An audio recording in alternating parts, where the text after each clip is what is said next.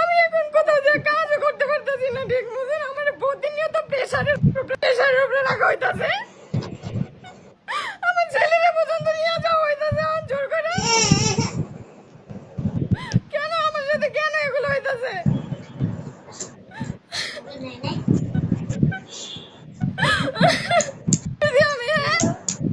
আমার ছেলেরা আমার কাছে কেন থাকতে দেওয়া হইতাছে না?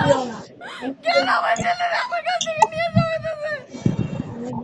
আমি আর কিভাবে বাইরে যাবো? বাইরে থেকে কত দূরে আছি?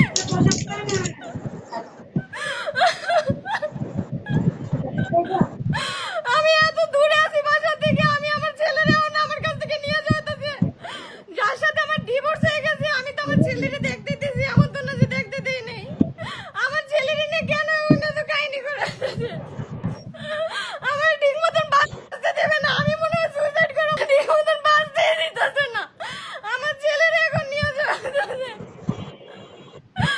আমি আর এত দূরে যে বাসা যাই তো আমার এখন ঘন্টাখানিক সময় লাগবে।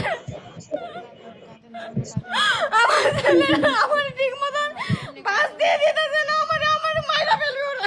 আমি যে এত ওদের নিয়ে কথা বলি না, তাও আমার এখনো বাস দিতেছে না।